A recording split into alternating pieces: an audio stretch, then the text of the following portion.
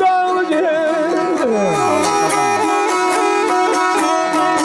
Aman neydim he, sana neydim oy kadınım, oy kadınım.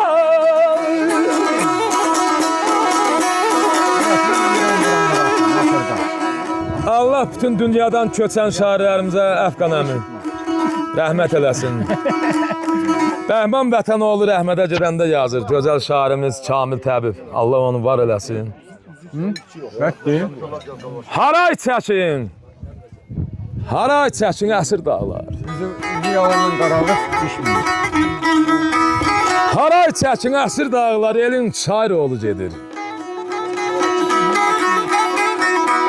Dərd əlindən, qəm əlindən bir sinəsi dağlı gedir. Bir sinəsi dağlı gedir.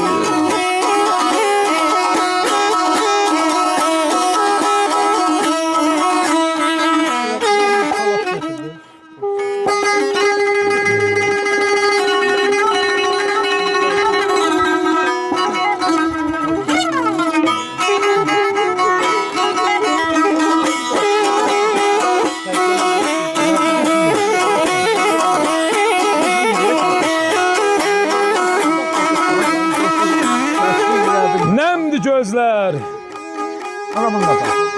nemdi gözler, laldı diller. Kan ağlayır miskin eller. Kızıl qələm tutan eller bir-birinə bağlı gedir. Qoymayın elin şairi ol gedir.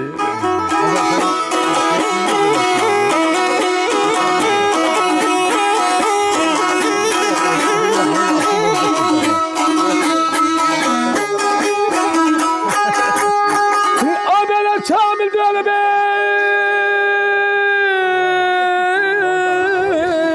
bir yumak.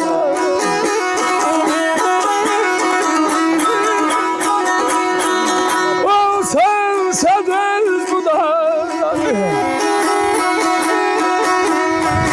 O sen sedel budar. Deniz budar. Deniz budar.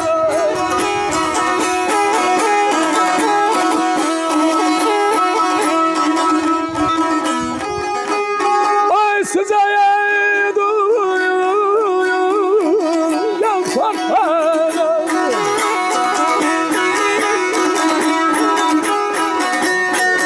İlmiş vətən oğlu gedir. İlmiş vətən oğlu gedir. Babalan eynim, asanan eynim, ay derdi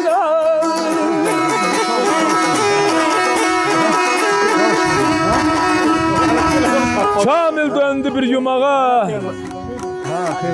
Oğulsan sabah bu döz budağa. Sücayət uyan torpağa, indi vətən oğlu gedir. Elin şair oğlu gedir. Allah şairlərimizə rəhmət eləsin. Əyyub əmiyə də Allah can sağlığı versin, görək bizi.